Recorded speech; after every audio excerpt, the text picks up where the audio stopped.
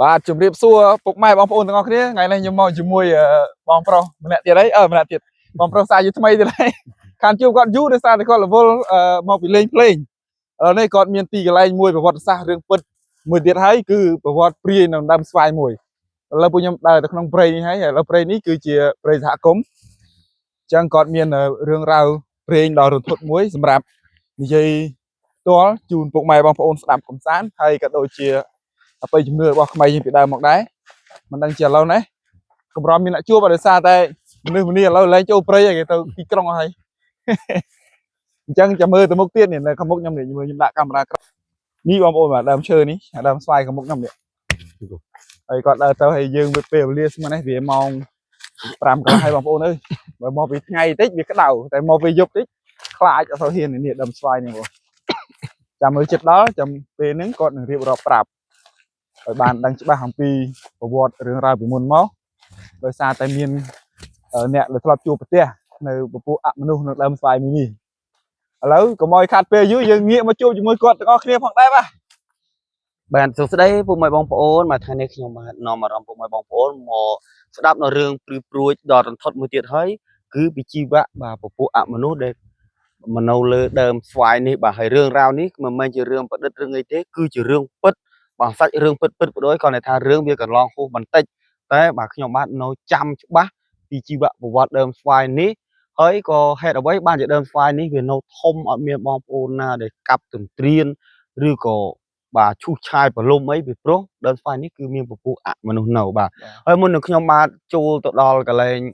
ដើមស្វាយខ្ញុំបាទក៏សូមខន្តីអធិស្ឋានហើយក៏សូមគោរពដល់ម្ចាស់ទឹកម្ចាស់ដីដែលលោកថែរក្សានៅទឹកដីនេះនិងពពួកអមនុស្សទាំងឡាយពេលដែលខ្ញុំចូលទៅខ្ញុំអត់មានចិត្តប៉ុនប៉ងអាក្រក់ឬក៏មកកាប់បំផ្លាញដែលកន្លែងជំរកដែលពពួកអមនុស្សនៅទេហើយពពួកបាទម្ចាស់ទឹកម្ចាស់ដីទេខ្ញុំបាទក៏មកចង់មកស្រូបបាទយកសាច់រឿងដើម្បីជែកជូនពុកម៉ែបងប្អូនលោកយាយលោកតាឲ្យបានស្ដាប់និងបានទស្សនាបានដឹងពីជីវប្រវត្តិដើមស្វាយដែលមានពពួកអមនុស្សនៅបាទឥឡូវចូលទៅដល់ក្រុមស្វាយទាំងអស់គ្នាបាទចោះពុកម៉ែបងប្អូនឥឡូវចូលទៅគៀកបន្តិចទៅខ្ញុំមកនេះគឺរៀបញ៉ាំអស់គឺសម្ពល់មែនតើតែម្ដងបាទស្ងាត់ណាព្រៃនេះស្ងាត់មែនតើគូខ្លាចនេះយើងចូលទៅខាងក្រោមហើយគឺងឹតឈឹងហើយបាទស្វាយសូមអតីខន្តីជាស្វាយសូមមេត្តាខន្តីអភ័យទោសដល់កូនចៅផងកូនចៅមកកន្លែងនេះអត់មានចេតនាអាក្រក់អីទេបាទយកមកផ្ដិតបាទពុកម៉ែបងប្អូនបាទខ្ញុំបាននឹងរៀបរាប់ពីសាច់រឿងបាទมันបានលម្អិតខ្លាំងទេយើងចោះយកទេកន្លែងចំណុចសំខាន់ដើម្បីជែកជូនពុកម៉ែបងប្អូនបានស្ដាប់និងបានទស្សនាពីរូបភាពពិតបាទមិនមែនតែខ្ញុំនឹងនិយាយទៅអត់មានផុសតាំងអត់មានរូបភាពពិតឲ្យពុកម៉ែបងប្អូនបានឃើញផ្ទាល់ពុកម៉ែបងប្អូនថាខ្ញុំនឹងប្រឌិតតែនេះគឺជារឿងពិតឃើញបាទផុសតាំងគឺដើមស្វាយនេះឲ្យពុកម៉ែបងប្អូនប្រហែលជា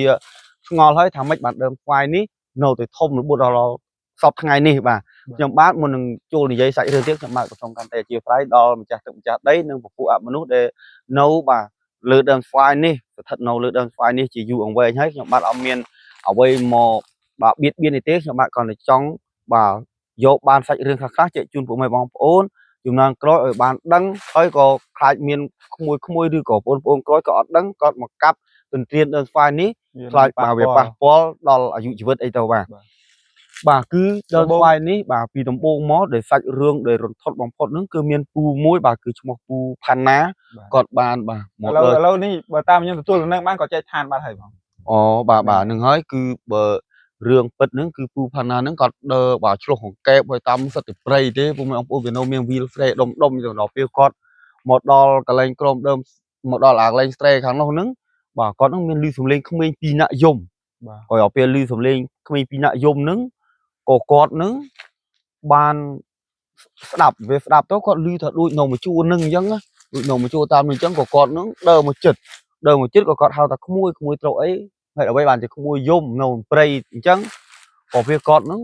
តែក៏ឮតែសំឡេងយំដល់ពេលឮតែសំឡេងយំអញ្ចឹងទៅដល់ពេលអញ្ចឹងមកក៏គាត់ចូលមកចិត្តដល់បាទមានបាទពពួកអមនុស្សដែលគាត់នៅលើដើមស្វាយនេះគឺស្ដាប់ទៅនៅលើដើមស្វាយបាទនៅលើដើមស្វាយហ្នឹងបាទហើយសាច់រឿងហ្នឹងបន្ទាប់មកពេលដែលគាត់ភ័យក៏គាត់រត់ទៅ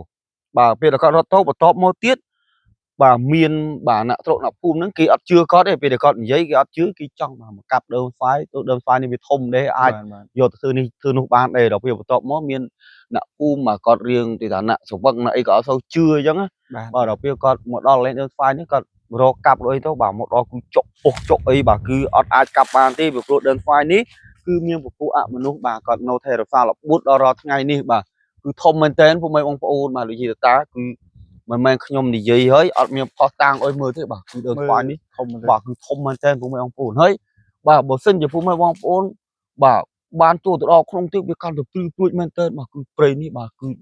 ព្រៃដូចនិយាយចំទៅបើចំនួនប្រាស់ដូចព្រៃហេនពៀនមកហើយបាទ ក្រាស់មែនតើព្រៃ វាបោះវាពុះស្រោទៅលើហើយក្នុងព្រៃហ្នឹងហើយបើតាមខ្ញុំដឹងពីជីវប្រវត្តិពីលោកយាយលោកតាក៏បាននិយាយប្រាប់ខ្ញុំទៀតហ្នឹងពីមុនមកក៏មានពុះត្បាល់មកគូក្នុងហ្នឹងបាទគឺក្នុងហ្នឹងពុះត្បាល់ធំធំមកគឺប្រព័ន្ធដើមធ្នោតតែគាត់ថាវាខ្លីបាទហើយនេះគឺជារឿងជីវប្រវត្តិដែលដើមស្វាយដែលនៅគង់វងរបួសដល់សពថ្ងៃបាទខាងលើនេះគឺដោយសារអញ្ចឹងបាទដោយសារមានគេចង់មកកាប់មកបំអីគឺអត់បានទេបាទហើយបើនេះអោយបងអូនបាញ់កាមេរ៉ាទៅលើទៅបាទក៏ទៅមើលក៏ឃើញបាទរន្ធត់មែនតើបាទបាទមើលខ្ញុំមកនេះក៏បាន2នាក់បងទេបងប្អូនបើខ្ញុំមកតែឯងក៏ហ៊ានមកបាទសូម្បីតែខ្ញុំក៏បើអត់ពីណានេះខ្ញុំហ៊ានមកហ៊ានមែនតើបាទហើយដើមឈើបាទនេះសូម្បីតែដើមឈើបងប្អូនសម័យនេះហើយគឺកម្រមានដើមឈើប៉ុណ្ណឹងណាបាទដោយសារមានព្រៃនេះគឺពពួកអមនុស្សគាត់នៅច្រើនហើយនឹងម្ចាស់ទឹកម្ចាស់ដីដែលគាត់នៅថែរក្សាបើផ្សេងបំផុតគឺពពួកអមនុស្សនឹងហើយបាទតែពេលខ្លះពពួកអមនុស្សនេះមិនមែនគាត់ចេះតែធ្វើបាបទេបើមិនអ្នកណាមកប៉ុនប៉ងអាក្រក់បាទគាត់ធ្វើបាបដែរតែបើមិនអ្នកនោះមកល្អទេបាទដូចជាមកបេះផ្លែស្វាយផ្អីហូបទៅយើងសុំទៅបាទនេះដូចជាផ្លែស្វាយផ្អីនេះតែផ្លែនេះបាទឯនោះសល់ហ្នឹងអត់ធំមានណាហ៊ានមកទេណាពុកម៉ែបងប្អូននេះទៀបមែនតើនេះផ្លែស្វាយវិញខ្លាចឲ្យហ៊ានមកបាទគឺបើក្មេងៗអត់ហ៊ានមកបដ ாய் បាទបាទផ្លែស្វាយបាទបើសិនជាអត់មានអញ្ចឹងបាទមិននៅទេពុកម៉ែបងប្អូនអើយបាទនិយាយតាគឺមិនអាចនៅសល់អញ្ចឹងទេពីព្រោះបាទដើមស្វាយនេះគឺមានពពួកអមនុស្សហើយបើតាមខ្ញុំមើលដែលឃើញច្បាស់ខ្លះហើយនឹងលោកយាយលោកតាគាត់ប្រាប់ខ្លះគឺបាទលើដើមស្វាយនេះគេហៅព្រីមួយម៉ាយកូនមួយបាទព្រីមួយម៉ាយកូនមួយគឺនៅថែរក្សានឹងជួនកាលពេលខ្លះបាទមានបងប្អូនខ្លះដើរកាត់តាមនឹងបាទគឺចង់យើងរឹងយូលពូនលើដើមស្វាយមានតែបាទនិយាយទៅព្រីក្បាលបងប្អូនខ្ញុំព្រីគោលខ្ញាក់បាត់ហើយតែខ្ញុំមុននឹងខ្ញុំចូលមកនេះគឺខ្ញុំសូមការអនុញ្ញាតពីម្ចាស់ទឹកម្ចាស់ដីហើយនឹងបាទពពួកអមនុស្សដែលគាត់នៅលើដើមស្វាយនេះហើយនៅក្នុងដើមស្វាយនេះគឺខ្ញុំមកនេះខ្ញុំអត់មានអំណងអាក្រក់ទេខ្ញុំបាទគ្រាន់តែមកបាទចង់ដឹងពីស្រាវជ្រាវពីសាច់រឿងហ្នឹងឬហើយយកទៅធ្វើជាវីដេអូចែកជូនលោកយាយលោកតាលោកឪពុកអ្នកម្ដាយហើយនឹងក៏សូមឲ្យបានជម្រាបដល់ក្មេងៗចំណាំក្រោយថាបើសិនជាបាទអស់ពីចាស់ទៅបាទគឺដើមស្វាយនេះមួយគឺអត់អាចកាប់ទេពីព្រោះមានអ្នកគេមកប៉ុនប៉ងចង់កាប់ច្រើនហើយបាទមកដល់ជក់ពុះជក់អីចឹងទៅគឺអត់បានទេដឹងហើយគឺដើមស្វាយនេះគឺមានពពួកអមនុស្សដែលគាត់នៅលើនឹងប្រៀបដូចជាមនុស្សយើងជាផ្ទះសម្បែងរបស់យើងអញ្ចឹងត្រូវហើយបងបាទឥឡូវបើសិនជាពុកម៉ែបងប្អូនបាទចង់បាទទស្សនានៅព្រៃទាំងអត់ជឿទេនៅគេនេះវាលចង់អាចខ្ញុំនាំទៅជួលទៅមើលទៅក្នុងបន្តិចទៀតចូលតែកន្លែងដើមនេះទៀតហ្នឹងឥឡូវយើងចេញមកផ្លូវវាលនេះតិចមកបាទយើងសូមដើរចេញទៅនោះវិញយើងទៅតាមគាត់ទាំងអស់គ្នាបងប្អូននៅខាងក្រោយនៅខាងក្នុងព្រៃបន្តិចទៀតតែនេះខ្ញុំនៅខាងក្រៅណាបងប្អូននៅខាងក្រៅទេបាទអត់តាន់ចូលទេឥឡូវព្រៃទេបងប្អូនបាទឥឡូវខ្ញុំនាំចូលទៅក្នុងតិចទៀតបើពួកម៉ែបងប្អូនអត់ជឿតែស្វាយនេះនៅវាលដូចមិនជឿអីបាទគឺអត់ទេពួកម៉ែបងប្អូនមកគឺព្រៃសុទ្ធដោយដើរនេះបាទជិះមកព្រៃបន្តិចទៀតបាទពេលដែលចូលទៅដល់ក្នុងព្រៃបាទមិនបាច់ចាំនិយាយទេគ្រាន់តែឃើញព្រៃនេះក៏ពុកម៉ែបងប្អូនមានអារម្មណ៍ថាព្រីក្បាលបាទព្រៃសហគមន៍នេះពិតជាក្រាស់មែនតើឥឡូវខ្ញុំបែរកាមេរ៉ាទៅក្រោយវិញនេះបាទគឺបាទហើយមិនមែនច័ន្ទគ្រឹស្ណាអីទេគឺដើមច័ន្ទយើងបដូរតែបាទអត់មាននរណាហ៊ានប៉ះពាល់អីទេពុកម៉ែបងប្អូនគាត់តែដើមឈើតាំងតែពីបុរាណមកបងប្អូននេះរាប់រយឆ្នាំណាយូរមិនលេងសើចទេអញ្ចឹងក៏អត់មានអ្នកហ៊ានប៉ះពាល់ទេដោយសារតែគេជឿថាមានប្រភេទអមនុស្សរស់នៅតាមតំបន់ហ្នឹងក៏ដូចជាដើមឈើបុរាណដែលមានអាយុរាប់រយឆ្នាំមកហើយឥឡូវយើងចូលទៅដល់ក្នុងបន្តិចឥឡូវពួកខ្ញុំចូលមកក្នុងដើម្បីប៉ុន្តែនេះគាត់ជាយទេបាទអត់ហ៊ានចូលទៅក្រាស់ទេចូលទៅដល់ក្នុងទេបងប្អូនឲ្យជាស្រ័យផងបាទគឺខ្ញុំគ្រាន់តែនេះបាទបងប្អូននេះនេះកន្លែងជ្រូកកាយនេះក៏ជាវីដេអូមួយដែលខ្ញុំបកស្រាយពីសាច់រឿងអានេះកន្លែងជ្រូកកាយបងប្អូននេះជ្រូកព្រៃកាយអញ្ចឹងនៅមានសត្វព្រៃច្រើននៅកន្លែងហ្នឹង